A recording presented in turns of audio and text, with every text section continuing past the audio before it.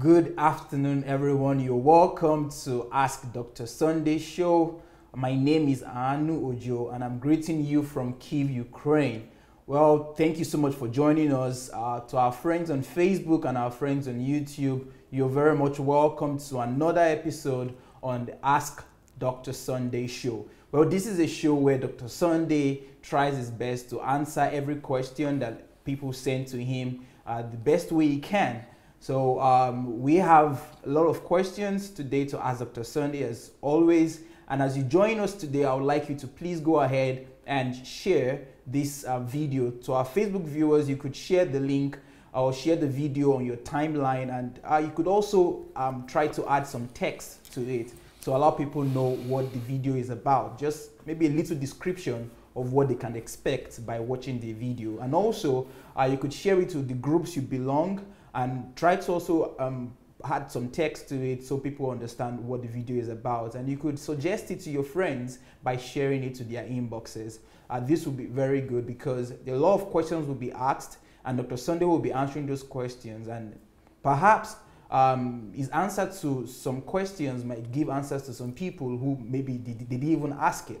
So it would be good if we can share it. And also to our YouTube viewers, you could share it on other social platforms that you belong to. This is Ask Dr. Sunday show, and this is that special show where Dr. Sunday answers every question and any question that is thrown at him. So if you're watching us for the first time, I would like to give you instructions on how you can send your questions. Perhaps you're thinking, okay, I have a question for Dr. Sunday and I would like to know how I can send it across. Well, you can send in your questions while you're watching us live right now by typing letter Q and asking your question. It's very important that you type letter Q before asking your question, because that is the only way we will be able to sieve your question from other comments. So as you're watching us live now, you could send in your question by typing letter Q and asking your question on the comment section. And this applies to both our Facebook viewers and our YouTube viewers.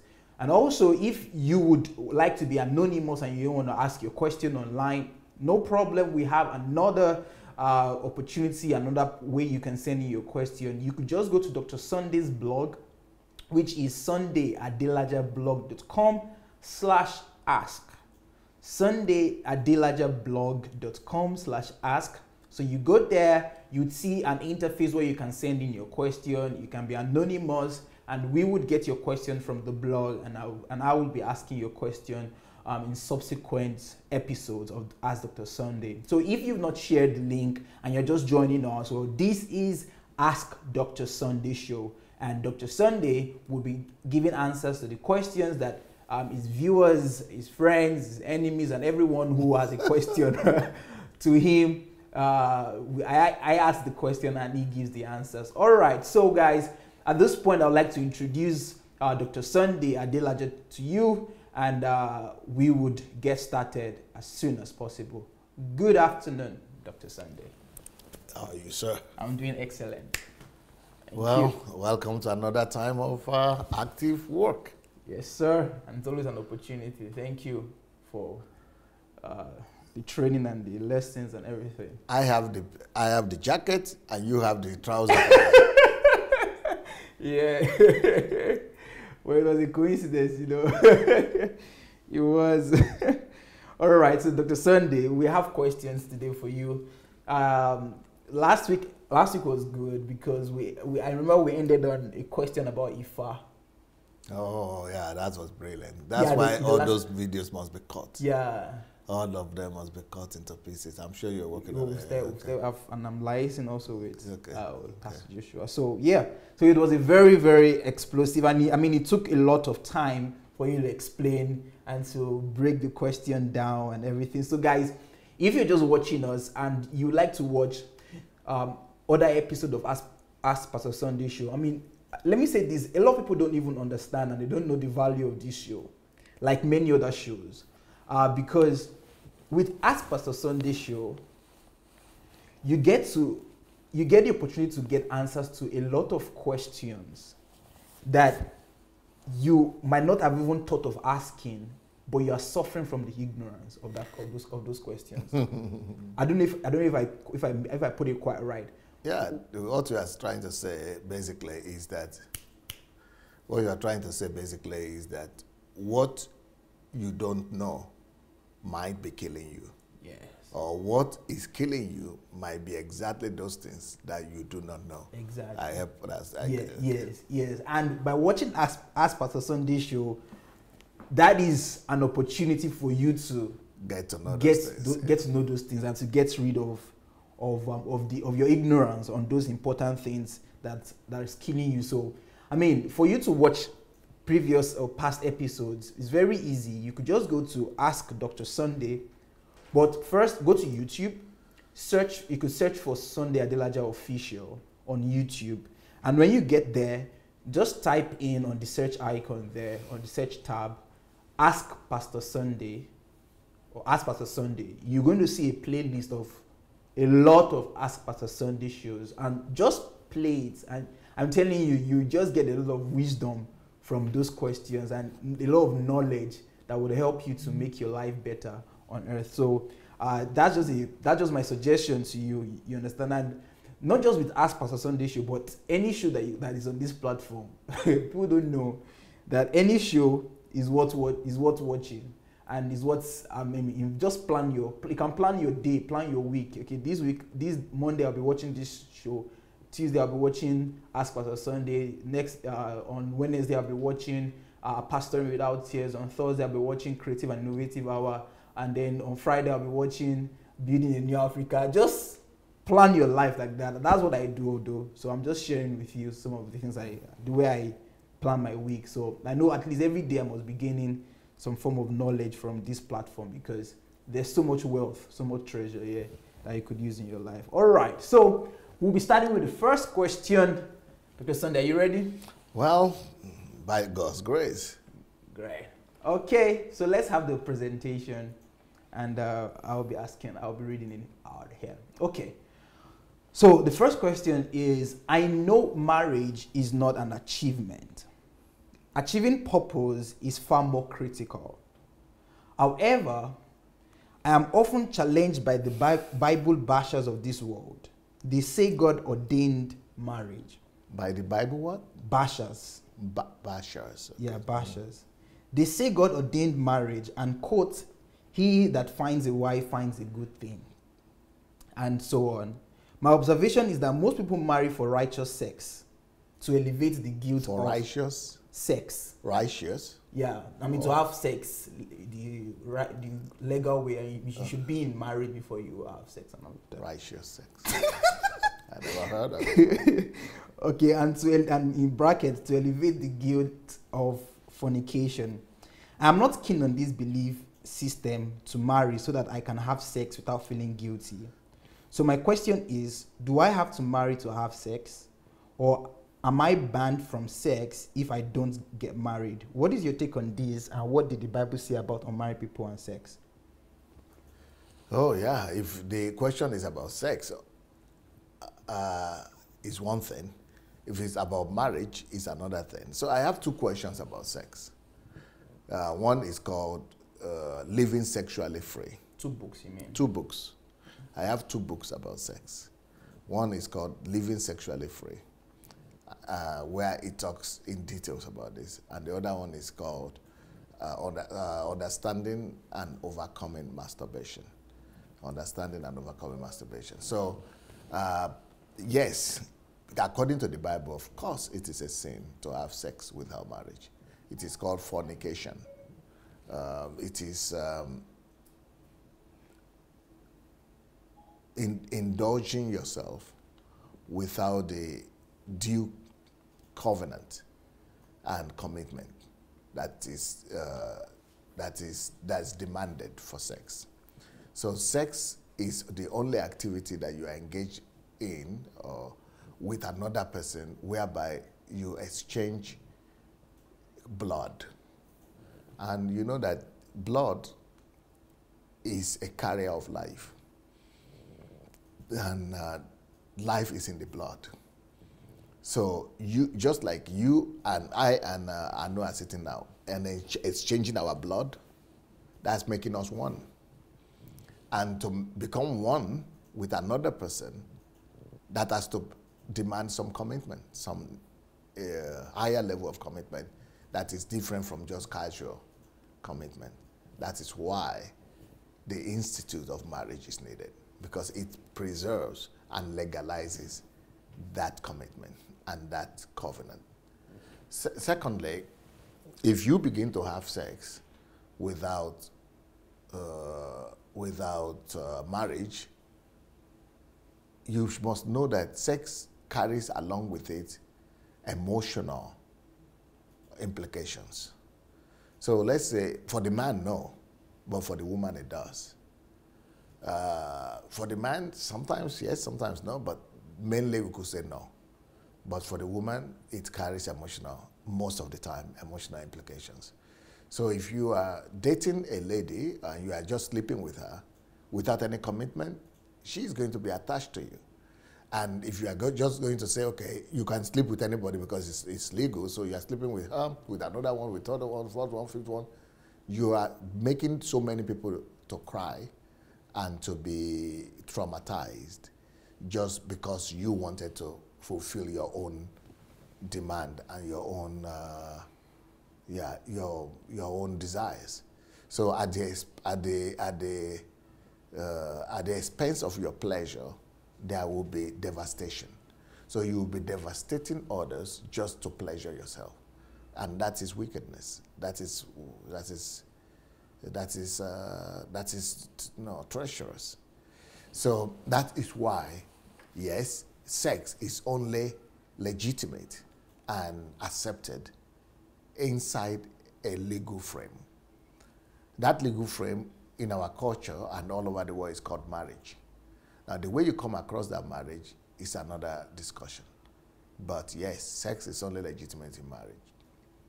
Now, is therefore marriage only for sex? No, marriage should be more than sex, because marriage is a whole more holistic thing than sex. Sex is only about 5% of marriage. So 95% of that things are happening in marriage that are much more than sex. So that's why marriage should carry a higher responsibility. What about people who are marrying and wedding for sex? They are not smart, they are not wise. You should marry for love. And also not just because you are in love or you fall in love, but also because you are prepared and ready for marriage, knowing the responsibility and willing to shoulder it. Wow. All right, thank you, Pastor. If I'll just a little follow-up on the question, because your explanation really focuses on us, and it's as though God really is not even so much in the picture of it, because everything you've said has to do with the man, the woman, and I mean it also applies with what the scripture says, that you fornicates sins against his body, right? But then, what would you say to someone? That is exactly God. That and is God's view. What I said is God's view. Yes, yep. Yes. So why do you say it's not? But I'm saying that God? you know, most times they use sin like sex to, and they say that it is God that is mad against you, and God is going to maybe punish you, and so people are doing not because they are thinking of themselves per se that they are sinning against their body, but like they are sinning against God, and it will lead to some anger. Yeah, what is God. it you want to you said you want to is it confirm you said, or yes, you want to? Yes. I'm going to get there. Okay. Yeah, so now the follow-up question I want to go on it is that, now let's say a lady perhaps, because speaking of the emotional part that you talked about, ladies, so let's say a lady who understands all of these emotional attachment things that comes with sex, and she's been able to build herself in such a way that she has built a boundary that she wouldn't be emotionally attached to the person that she's going to have sex with. Yes. And she understands the place of confidence, and she chooses to just be committed to one person. Mm-hmm. I mean, although they're not in marriage, but she just says, okay, this is the guy, I like him, I love him, although we're not married. And I understand that there's exchange of blood, I understand there's emotional attachment, but I'm above all of those things. Yes. What will you say to that kind of person? A lady could take that decision, and a lot of people are taking that decision on a daily basis. But then she has to also be aware that even though that is her decision, but she could not be able to ever take decision for the man. Because when there is no commitment, even though there are still a lot of people who are in marriage and are still having sex outside, but at least you know that your relationship is defined. So if he is having sex outside, he knows that he's doing something wrong. But in this case, when you don't have any commitment, any legal or the defined boundary and commitment, the lady should know that the man will be probably, most likely, will be free, even psychologically, to be having other women as well and other relationships. So if she will also be willing to cope up with that as well, I don't know. I should be asking you that question. Well, in case you want to assume perhaps that she does not have a problem. She does not want to marry as such. Oh, she doesn't want to marry. So why is she in a relationship? Just for sex. For sex or for relationship. Yeah. So let's say she says, "I don't care. Let him be having as many women as he wants." That is okay, but she must also know that that is her decision, and that decision is carrying also consequences, even though she is not against. So we should always know something. When the Bible instructs something and tells us that's one thing or the other is bad, this is not because God is jealous, and this is not because God doesn't want you to do something. It doesn't have any pleasure in restricting you. It's just trying to keep you from yourself, from killing yourself, from harming yourself, from destroying yourself. So it is our best interest that God has at heart for telling us to do something or not to do something. So, but whenever you take a decision that you don't want to do something, then also be aware that there will still be consequences. Because anybody that sins, he chooses to sin. So just like the lady that says, okay, so that means she'll be willing to see another girl come to push her away from where she is and say, he is mine. And then he will not be able to defend her, or she will not even have any legal stand and right to defend herself. Then number two, she should also be willing to discover that there will be 3 or 4 or 5 or 10 ladies like that. Because for a woman, for a man is polygamistic, or what they call it, is it? Yeah. Polygamistic in nature. Yeah. So which means man has the ability to sleep with and have relationship with as many women as possible. He doesn't even feel it. He has to restrain himself not to do that. But for women, it is moralistic. It's not natural for a woman to have multiple relationships at the same time. So, so she should be ready for that. But apart from that, she should also be ready for consequences of diseases and sicknesses. She could say, I'm also ready, but still, there will still be consequences because she will be, suffering and feeling the deprivation and the assault and the abuse. Even when a man and a woman are married legally, let me tell you this. When you are married, and you are married legally like this, and your husband is only coming to you for sex, even in that situation, a woman feels it. And she will still not be happy. Even though she's happy, it's not her nature. No woman is meant to be abused. So, for example, he will not have relationship with her, it's not build a relationship with her, not honoring her, not doing what he needs to do, but just coming to sleep. She will feel used and dirty. It's not natural. So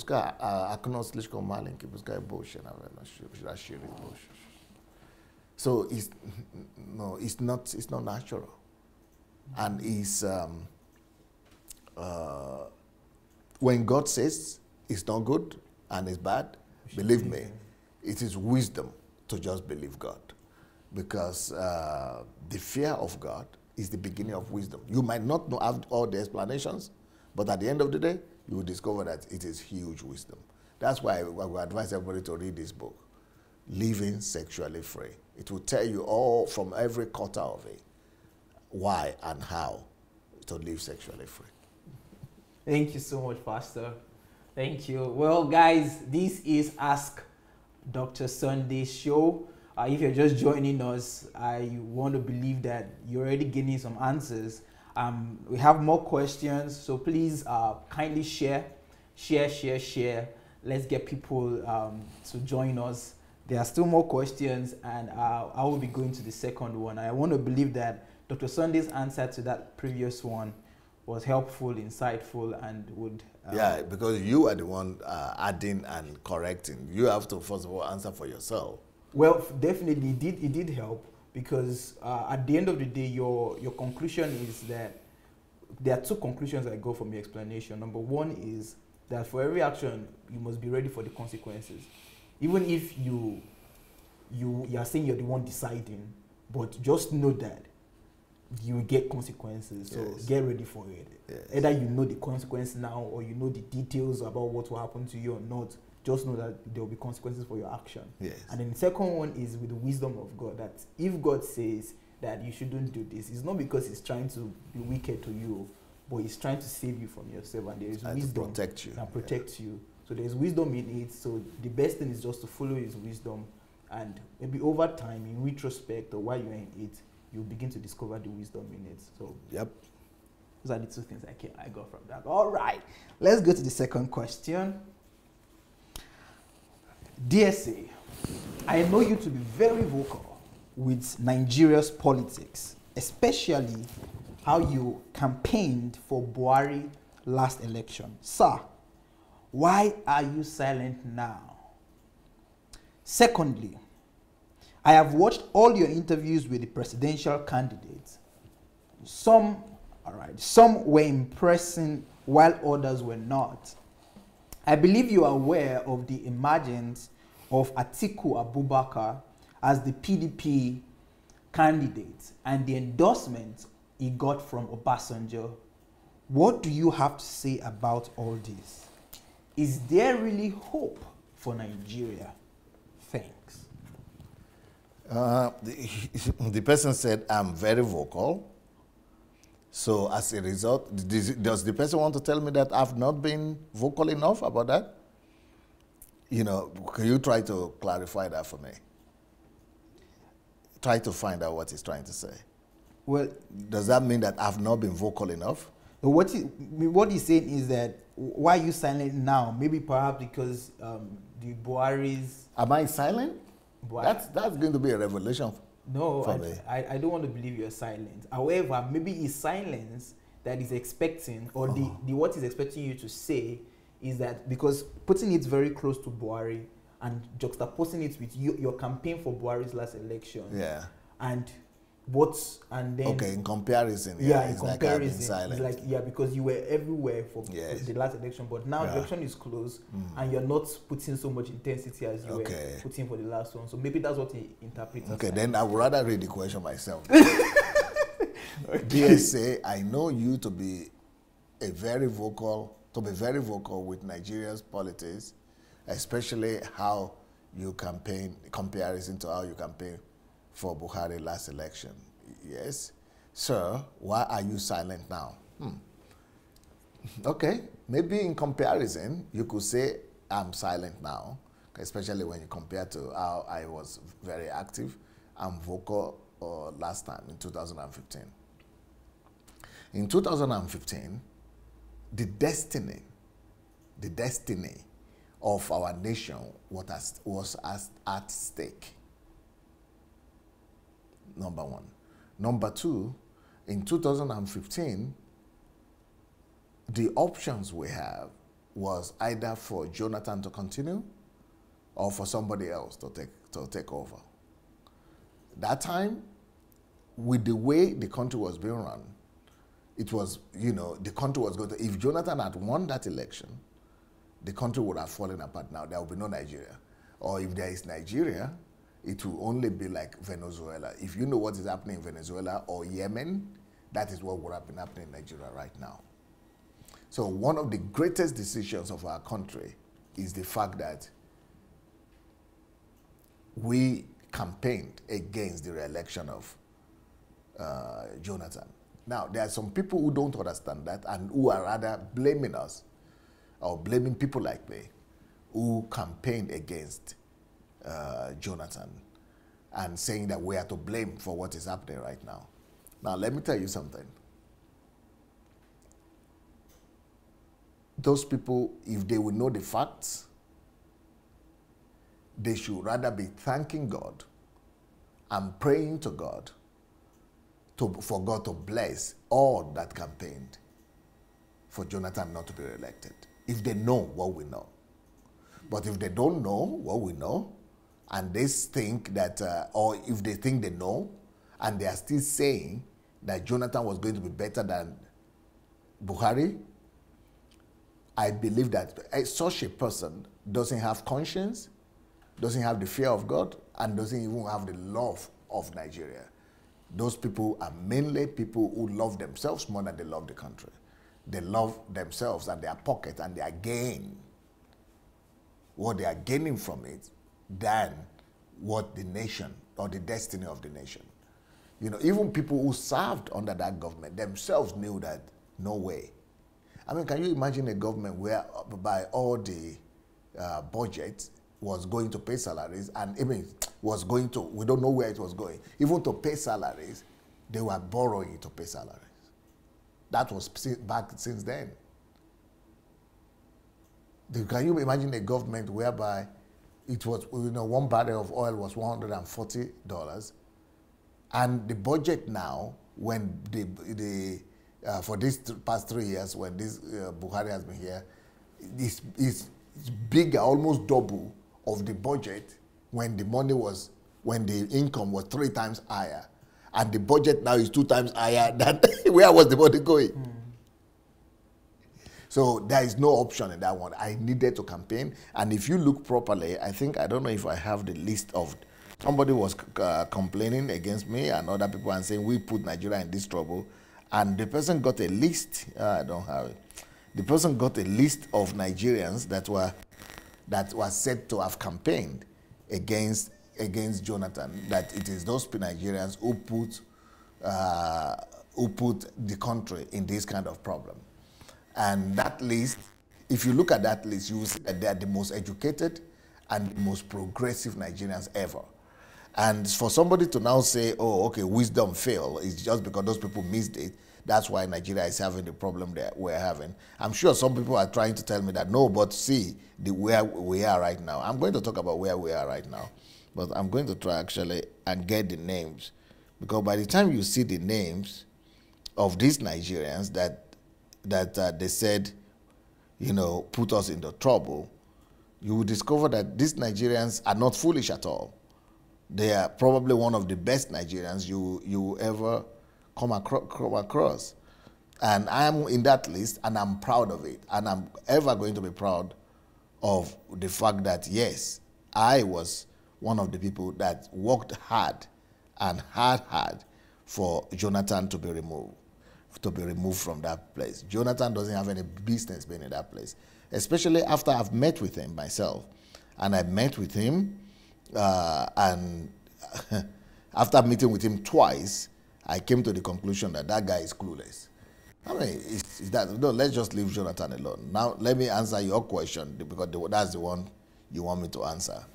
I think I got the names now. Okay, let's come and see the names of these Nigerians that they are accusing for imposing. And the thing the person is saying, look at the language he's using here. They compile the list and say, here are some of the most prominent names that helped send Buhari to Aso Rock. So they got the names here. Dr. Obi Ezekwesili.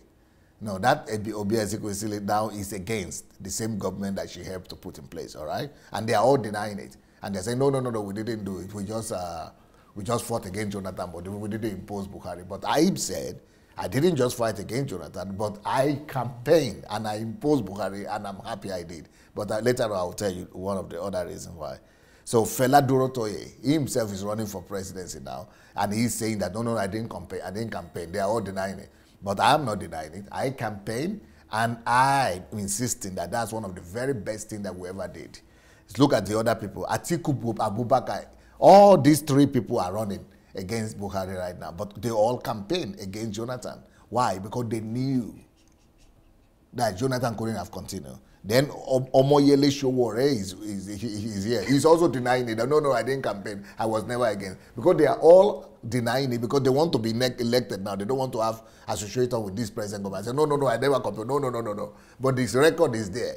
And I think they should all be proud that they did. Look at the other one that campaigned, Donald Duke.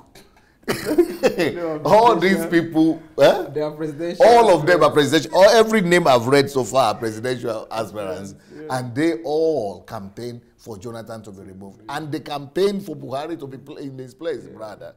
So, and I'm not denying that, but the reason why all of them are denying is because they now want to be elected themselves. Look at the next person that campaigned for Buhari to be there, Chief Obasanjo himself.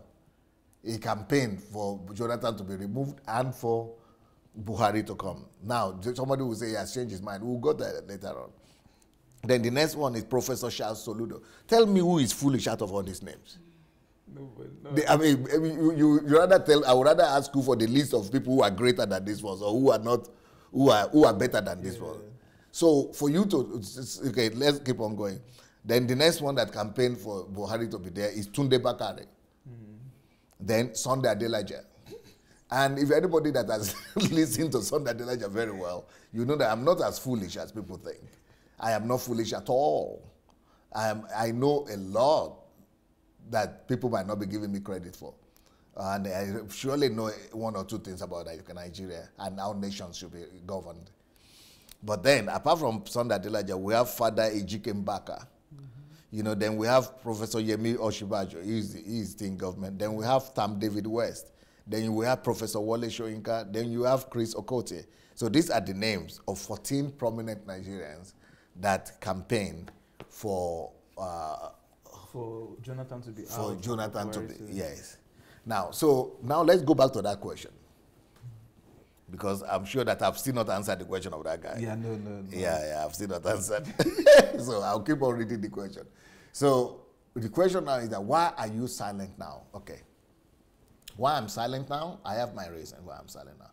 The reason why I'm silent now is because I rate the government of Buhari to be just 40% of my own expectation, 30 to 40%. I didn't give them pass mark. I think they have performed lower, below bar of what I would have expected them to have done. They are worse than what I campaigned for and what I expected. But then, I would have liked a better candidate and better people to come and replace them. But the way things are right now, and that's why I was giving platform to different people to come and to speak, to see who could be good enough. From the people that I interviewed, there are 3 people that I think might be good enough to replace Buhari. They are mainly, 1, Sowore. I think Sowore, I used to think that Moghalu was the best candidate. In terms of knowledge, yes, he is the best candidate. But I keep on watching the 2 of them, and I'm coming to the conclusion that maybe Sowore might still be better, even though Sowore doesn't have the knowledge that Moghalu has, but he's more active and he's more rugged. So I think I would rather pick Sowore right now than Moghalu. But the 2 of them are qualified. They would have been very good presidential material. So Moghalu, Sowore, and Tope Fashua is another one I think is he's the one that has the best idea of all of them all. He has the most revolutionary idea that can turn Nigeria around. But he doesn't have the profile, and I don't think he has the temperament as well. So that's why if any one of those people would have been, any one of these three people would have been the front runner, then I would have been very actively campaigning for one of them. But I know I'm not stupid. I know that they don't stand a chance. But let me now tell you another person that I think I would have campaigned for, which maybe I will still campaign for, but it's still too early to decide. But I don't think he also has a chance. Is Obi Ezekwesili. Obi Ezekwesili is a lady, is a woman, one of the people in that list that I just read, that, yes, would have done better than all the other people that I mentioned. Obi has the passion of Showore and has the knowledge of Mogalu. And also is a woman that women have never been given a chance to be president. So Obi has everything. Believe me, Obi has knowledge not less than Mogalu. Believe me, Obi Ezekwesili not just have knowledge, she has integrity that matches all of them. I mean, I think her own integrity is even higher than all the other candidates put together. She has the boldness of Showore. She has the ruggedness of Showore. And yeah, but she has the brain of Mogalu. And then she's a woman. And she has the experience. No, she is the complete package in this. Out of all the candidates that are running right now, the best person right now so far is Obi Ezekwesili. Now, will Obi Ezekwesili be allowed to win? I don't even think she has the money. I don't even think they will give her the money to run, to win. And one of the big disappointments for me is that, apart from me, who know her very well, no, maybe, yeah, but there is somebody that knows her better than I do. And that person is I'm very disappointed that that person didn't support her. Because if that person would have supported her, maybe she would say that she would have had a chance. But that person is playing politics. And maybe also that person refused to support her because he also knows that she doesn't stand a chance. If not because of that, that would have been the best presidential candidate right now. So the person I'm talking about that knows her and should have supported her and be there for her is Obasanjo. Obasanjo was supposed to have supported and mobilized the whole country to support Obi. But since that didn't happen, I really see no chance with Obi right now. I don't see that Obi will win. Now, somebody told me that, okay, if you say Showore is good enough, why wouldn't you just campaign for him and make him win? Number one, because I don't want to fight a battle that I already know that I don't stand a chance in. Number two, I have not seen the structure and the system that, I like to do everything predictably. That's why I have a book that is called Life is Predictable. People who know me will tell you that before Pastor Sunday declares something, he has calculated it with backup plans. I would have liked to see such a plan from Showore or from Mogalu or from Obi with backup plans that if their cup is full and running over, that they are going to win the election. And I don't see that such a plan. For example, let me tell you what I'm saying. Let me just make a comparison. What Showore is doing, that's exactly the way I would have done, because he has revolutionized politics in Nigeria. I mean, that is exactly, he's doing everything right. He's doing everything right. So that's why I put him ahead of Mogalu now. But they don't have structure. I need a system from him. What he's doing right now is a one-man show, even though he's so brilliant in that one-man show. But it doesn't have the structure.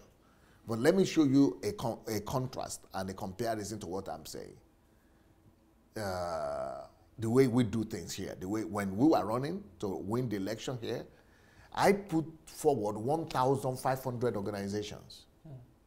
1,500 organization structures that were set up to help us win the election we were doing the governor, the mayor position of the capital of Ukraine. That is the way we do it. But I see somebody who is very close to thinking like that. And that is because their experience is very experienced in it. I don't see the list here. But I have a list somewhere. Where I saw that Atiku has 300 and something, 350 or 365 different structures, organizations that are already set up all over the country. Funded, financed, that are going to be just doing the work they are going to be doing every day, morning till night, is campaigning and mobilizing for him. That is the way to win an election. But I didn't see that from Oshowore. I didn't see that from any of the other guys. They don't have the idea. They don't have the know-how. They don't know how to do it. They are children in politics. They don't know how to win an election. So when you have not presented to me arguments like that, I will not waste my time supporting you. I am not a loser. I believe in predictability of life. Life is predictable. And you must give me the statistics. I must have the scientific methods that you use before I could support you. So because none of them has that, I'm not going to waste my energy to supporting them. If somebody says, oh, they will win anyway, they believe in miracles. I too, but in that kind of miracle, I don't believe it. So, and I'm sure that Buhari has such a structure too, but that is how to win election. So but that is why I am not speaking. I don't see a top-ranking front runner that I could speak for. And Buhari, I believe that it didn't meet up, it didn't match up with my expectation. So I cannot campaign for him. But if the option and the choice is between Buhari and Atiku, I would rather support Buhari, but I will not campaign for him, but I would rather support him. See the difference? Yeah. So why is it that I will not support Atiku? Number one, because Atiku became a millionaire while he was still a custom officer. Tell me in Nigeria, anybody who comes from Nigeria and tell me that custom officers are not corrupt, even if you are not a millionaire. But for you to become a multi-millionaire in dollars as a custom officer, and you said you got, is that from your salary? Definitely. Who pays, what government pays that kind of salary? Definitely not.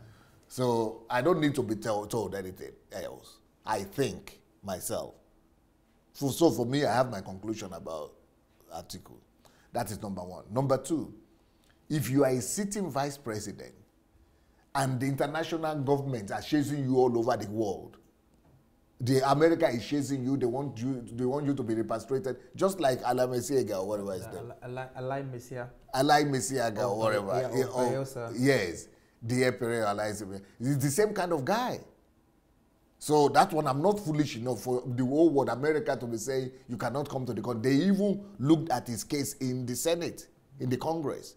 And his business partner in America is a congressman. Was put in jail. He's still in jail till today. That's why he cannot go to America. The case is in Congress. Go to the United States Congress and type Atiku. Abubakar Atiku, you will see official up to today his case is still there. So am I foolish to that extent to be able to elect that one? So okay, that's number two. Number three, some people say Obasanjo is corrupt. Okay, if Obasanjo is corrupt, let's assume he's corrupt. But when they were together, Obasanjo and him. Even the corrupt Obasanjo was shocked at the level of corruption of Atiku. And he had to write a book. He had to, we wanted to actually impeach the guy when he was still there because it was an embarrassment. The way he was corrupt, his own was another level. Number three, up to today, one of the reasons why we don't have electricity, because it was Obasanjo Atiku's government that spent 16 billion. Even though I don't blame them for that because electricity will cost more than 16 billion. But Atiku has a business that is connected to refrigerator. He's the one importing refrigerator. Generator, sorry, refrigerator. Generator to Nigeria. Yeah. And that business is what is not allowing Nigeria to have electricity today. And you want to put him as president? Me, I know crazy. Oh, I wanted to say you crazy. But me, I know crazy to that level. My own craziness not reach that one. If he was vice president and we are spending 16 billion on electricity and there is no, and his own business is prospering, and you want me to go and now put him as president? That one, I think that it might even be better for Jonathan to return than for Atiku to be there. You know, somebody said, I read it, it's a very, very rough, and very, very incorrect analogy, but I'm going to use it because just for the sake of communication here, making a point. I read it, I'm a Yoruba guy, so somebody said Atiku is Atiku, which means we don't die. We are dead. If that become president, is Atiku finished. I think that's exactly what's going to happen. And then the vice president, his own vice president candidate, is called Obi, but they said obituary. So after Atiku, the next thing that follows is obituary. Atiku means we are dead. Then what will happen after that is balsam. It's obituary. You know, I would not like to use that kind of joke so much, but you know, I saw it and I think I should just refer to it here because that is exactly the destiny that's waiting for Nigeria. Although my opinion of Obi is totally the opposite. I respect him a lot. I believe that he's one of the brightest minds that we have there in the country. But he's conflicting himself. It seems to be telling a lot of lies, but still, at least he has the passion in the right direction. I would rather make Atiku become retired and Obi the president. I would rather change the position. Let Obi become the president, to only not Atiku. If Atiku is in the team, kaput. In fact, I would have been campaigning against Atiku vigorously. He should be thanking his star that I'm not campaigning against him. And the reason why I'm not campaigning against him is just because of Buhari. His only competitor also is not very impressive. Otherwise, I would have been campaigning the way I campaigned against Jonathan the other time. But Jonathan, I've promised not to campaign for your Buhari. But at least Buhari has integrity, so I would rather let him remain. At least Buhari has started taking the economy in the right direction. I would rather let him remain. The projects that Buhari is finishing, they are overwhelming. The projects that have been standing for 30 years, the guy is finishing them. I mean, he's moving in the right direction. I would rather let Buhari remain than for him to be removed. Now, look at if you have not read the book of Obasanjo, okay, I have it here. Not the book, but the segment where he was talking about Atiku. Let me read to you what he wrote about Atiku in his book. So how will Obasanjo expunge? Okay, let's say Obasanjo wrote in his book about Atiku. He said, "What I did not know, which came to glaring later, was that Atiku had parental problem in his background." But that's not, you have parental problem. That's not the problem. Anybody could have parental problem or bringing problem. That's what it is. But, but I will not blame him for that. But look at the real reasons why I believe that what Obasanjo wrote in this book was the plain truth. But what he now did to endorse Atiku was politics. And the facts prove that, because Americans, everybody, the facts prove that. So, but even when he endorsed Atiku, he didn't say what he said is wrong, or he cancelled what he had written in his book. He just said, if you ask me for forgiveness, I forgave him. So now let's read what he had written in the book, because what Obasanjo was actually saying, he was sending a signal to us that in those things and in those areas that concerning me personally, I have forgiven him. But what he's not saying, that he is expecting people who have brain to read, is that, but when what is concerning is moral quality and weaknesses, I cannot stand for him. And what is concerning the nation, is sin against the nation, he cannot forgive. Only the nation has to forgive. You see? So what are the things that the evil that he has done against the nation, why I cannot, and nobody should ever vote for him? And the reason why Obasanjo did it anyway is because too much pressure from his was on him. But that is not even the reason. He's used to pressure. But the reason why he did that is because of the vested interest. He had his own vested interests. He had interest also that are not being satisfied by this present government. And this is the kind of government we need, that will not look at your eyes and give you things just because you are powerful. And that because he had his own way of, you know, defrauding Nigeria that has been stopped, and he wants it to continue. And we don't know the agreement that Atiku has given him and what Atiku has promised him. But he has definitely considered some things. Yeah. And promise some things. And that is at the expense of the nation. So I would rather have Buhari to be there than Atiku. But let's see what Obasanjo wrote about Atiku concerning his attitude to the nation, not just to him. He said, Atiku has propensity for corruption.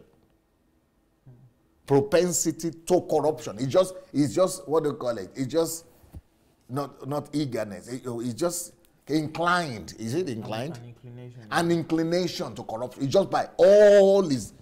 How would he not have inclination for corruption? That one I understand it because he was a custom officer. Tell me anybody who was in custom officer and became a billionaire that doesn't who will not have the inclination or propensity for corruption. That is explainable to me. I don't even need the explanation for that one.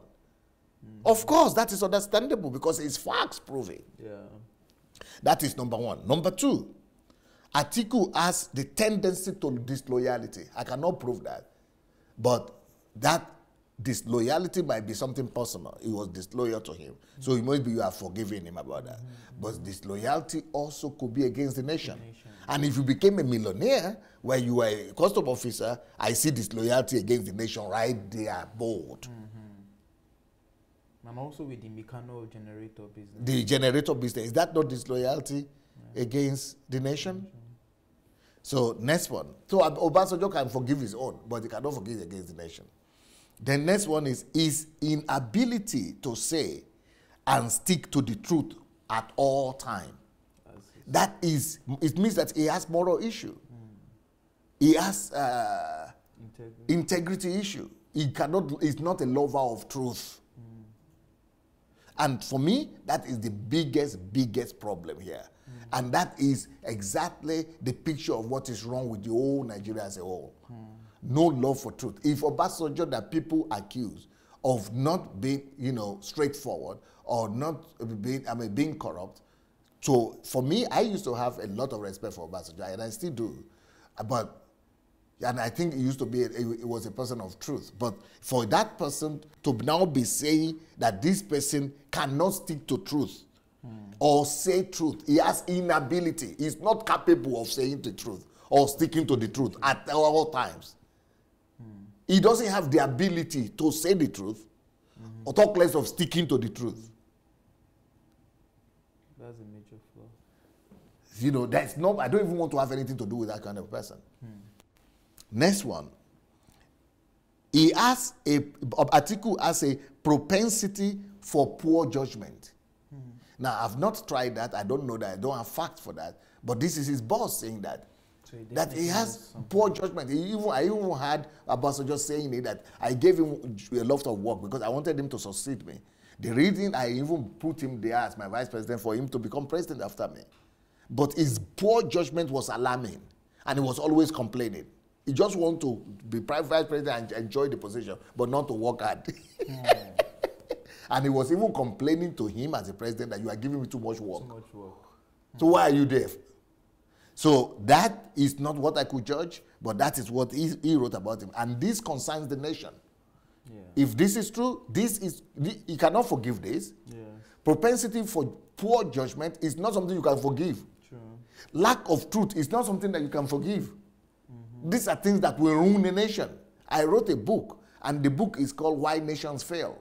Or what is it called? Yeah. The Death of Nations. The Death of Nations. The Death of Nations.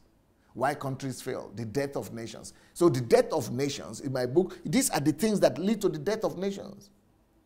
Lack of truth, poor judgment, it would bring the death of Nigeria. So I would rather support Buhari in that sense. Then another thing he's writing is, his belief, Atiku's belief and reliance on marabouts. Marabouts, is that not bandits or are they not thieves and bandits? they fall under the same category. Yeah. So he's relying on mafia, on bandits to resolve issue. Yeah. So, for example, you know, he's going to send people after you. Hoodlums. I don't know that, if that is true or not, but there's no way Obasanjo could forgive that. Because he's going to be using it against other people to silence his enemies. His lack of transparency. And how many people have listened to Abuja talk to, Atiku talk too much? That you can't see the transparency at all. Even though he's more eloquent than Buhari, but even Buhari talks more than him. Then his trust, Atiku has a trust and belief in money to buy his way out of all issues. That is, he has mammon problem. He's serving mammon, love of money, and trust in money. Corruption, that is what has led Nigeria to where it is right now. That money is the solution to everything. So those are major flaws that Obasanjo cannot just forgive. These things will haunt, they will haunt the nation. They will haunt and hurt the nation if he is elected. Then he says, Atiku is ready to sacrifice morality for the sake of money. That kind of person, these are qualities that doesn't qualify anybody to become president. He is ready to sacrifice morality, ready to sacrifice integrity, ready to sacrifice truth, and even national interest for self and selfish interest. And you will now be saying you forgave him when you are the one who said he is ready for money to sacrifice national interest. Even though, you know, that settles it. Somebody said, oh, but you too got born again now. You were bad before and you got born again. Everybody can change. Yes, I was bad before, I got born again. The grace, but the grace of God did that. I didn't do that myself. Nobody can change himself by himself. You need the grace of God. But the last I heard, I've not heard that Atiku has received Jesus Christ as his Lord and Savior, and he has also received that grace that can change him the way he changed me. I've not heard that. Maybe if there is a news like that, forward the news to me. To know that he has accepted that grace that made him to change and be told, but by human power, nobody can prevail. So these things are damning and too damning for me to now say I will support Atiku. I would rather support Buhari. Let him be. Let him finish his next term. If he doesn't finish, if he doesn't improve, it will be on. He will have to answer for it with his conscience for the rest of his life. But I see that what I feel is that Buhari is going to do much better in the second decade of his of his tenure than the first, and that he will be more confident, because during the time of the best we've ever had in Nigeria after return to civil rule is during Obasanjo regime. But you go and check it. The first 4 years of Obasanjo was worse than this. But the second 4 years of Obasanjo, it just took off. It took Nigeria to a new height. I think the same thing could happen with this man here. But let's see the question. I don't think I've even answered the question to the end. I think you already got to the second part of the question. Okay. Yeah. Read it again. All right. Or you want me to read? Since you said. Okay. So DSA, I know you to be very vocal with Nigerians' politics, especially how you compared, how you campaigned for Buhari last election. Sir, why are you silent now? I think I explained that one. You've answered okay, that. Okay. Then the next question is, secondly, I have watched all your interviews with the presidential candidates. I think I also answered that, right? Yeah. Some were impressing, while others were not, okay? I believe you are aware of the emergence of Atiku Abubakar as the PDP candidate and the endorsement he got from Obasanjo. What do you have to say about all this? Is there really hope for Nigeria? Thanks. If Atiku will come, there will be no hope for Nigeria. It will be Atiku and obituary, unfortunately. It means we don't die and obituary is waiting for us. But time has gone. Yeah. I can't believe it. And I thought I heard somebody ask a question. I don't know if you have it or not, but maybe you ask it next time. Maybe next time. That somebody wrote in my Facebook something. What am I thinking about Buhari? That this is not Buhari. Okay, Yes. yes. Do you have the question? Yeah, it's part of the ones that. Okay, so I want to really answer that question. I am born to answer that question. I am born to answer that question. Oh, I am born to answer that question. But maybe not today. Yeah, because Bayo has to cover. Yeah. But I think I'm thorough enough in my answer to this and one. I intentionally wanted you to. You didn't stop there, but I will still need to. You will still have to round it up now. Yeah, tell us what you got. It's very good that you're able to give a detailed explanation of your stance. Yeah, of your stance and perceived silence from not just this person who is asking this question, but from majority of Nigerians who were aware of your activism during the 2015 election, and also your stance with Buhari as compared to now, because many people had the opinion that why are you not campaigning against Buhari? You understand? Because if you were for Buhari, and now that Buhari did not perform, of which you already said that he didn't perform as you expected, so why are you not saying let them kick him out? Yes. Okay, but if you're not going to even campaign against Buhari, so who are you campaigning for? That's another question people were asking. Okay, so you've been having presidential candidates come on your, so who is that person that you're going to campaign for, and why are you not campaigning for that person, which you give substantial explicit details to why you're making your stance, why you're not going to campaign for Buhari because of his poor performance, and also why you're not going to campaign for any of the presidential aspirants, and you give your vote of confidence for those people that you know that they can perform, but why you're not going to campaign for them, because it's just going to be a futile effort, because they don't have the structure, they don't have the system to make things work. All right, and you made that very explicit. And also with the Atiku and Obasanjo's case, you were also very detailed with what made Obasanjo endorse Atiku, and that was just politics and vested interest.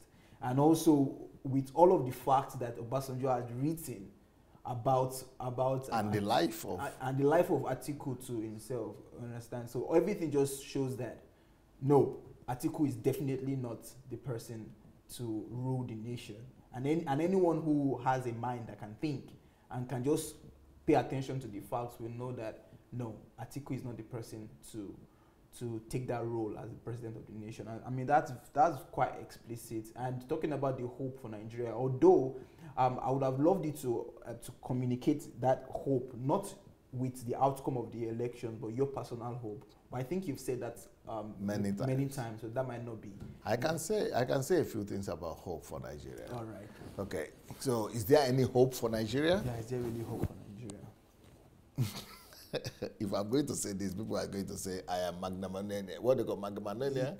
You have what do you call somebody it? that is too much megalomania. Okay. Yeah. I don't want them to think that I'm megalomania. Yeah. But I am a man of responsibility. I even wrote a book on that. You are born to make your nation great. How to change a nation through personal responsibility. So I believe in personal responsibility. I believe that as long as I'm alive, and as long as God will allow me to get back to Nigeria, that there is hope for Nigeria. I'm connecting that hope to myself.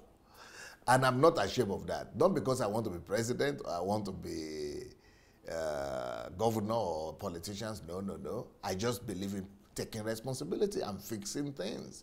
Anything that is wrong, anything that is out of order, that is my job. I'm born to make my nation great and to fix things. And by the grace of God, I am going to fix Nigeria. If God will allow me to step there again, we are going to change our country by the grace of God. So if Nigeria will survive it before I arrive, there will be hope. I think that is the short one I would do. Beautiful. Well, great. I think at this point, wow, our time went very, very fast.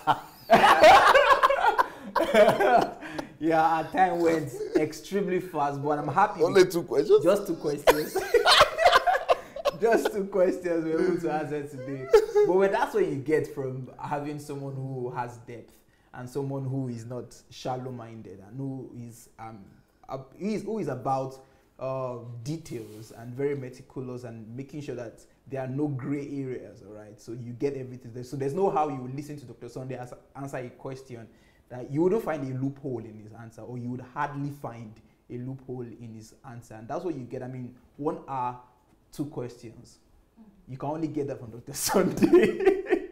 All right, so thank you guys for being with us on this episode of Ask Dr. Sunday. Please, if you've not shared the link, I'd like to encourage you that go ahead and share, because I'm sure many people also had that question about Dr. Sunday and they wanted to know his opinion about this whole election and everything. So I think it would be good for them to listen to the video, and if they also have follow-up questions, they can ask the question by going to sundayadelajablog.com/ask, or even in the comment section. On the comment section, yeah, right now. Yeah, so they can send. Especially you can, Facebook. Yeah, you can follow up with the question, please. If you have a question, it's very important that you type letter Q, because that's only how we'll be able to differentiate it from just a comment or a thought. So if you have a question, or you have dropped a comment earlier on which was a question and you didn't type letter Q, please type it again, but add letter Q to it. Type letter Q and then ask the question. We would get those questions on subsequent episodes of this show, as Dr. Sunday show. I will be asking that question and Dr. Sunday will be giving answers to it. And also, if you want to go through the blog, you can do that by going to sundayadelajablog.com/ask. sundayadelajablog.com/ask. So that is what we have for you today. Thank you for being with us. My name is Adelaja, and few announcements for those of you who are watching us who would like to attend the History Makers training. It's coming up next year, February the 2nd to 7th. So please, you can register for the History Makers training by going to sundayadelajablog.com/hmt. You're going to see a form there where you can register. sundayadelajablog.com/hmt. And also, if you have some questions or you would like to make some clarifications or want to have a correspondence with us here, you could write to us at hmt@godembassy.org. hmt@godembassy.org. And for me, I would like to say thank you for being with us, and I'm going to hand over to Dr. Sunday to give his final words and any other announcements you would like to make, and we'll call it a day. Over to you, Dr. Sunday. Yes, and there are a lot of books that I've written that might be able to help you. You can read them for free on Kindle Unlimited, or you could buy them on Amazon, or just write to my office here. If you're buying in bulk, it will be more cheaper than on Amazon. Write to dsbooks@gmail.com. If you need to know my opinion about other questions in the future, keep on writing, or write to the inbox, or right here, like he has told you, Dr. Anu has told you, and we'll answer next time. Thank you so much for your time. Peace.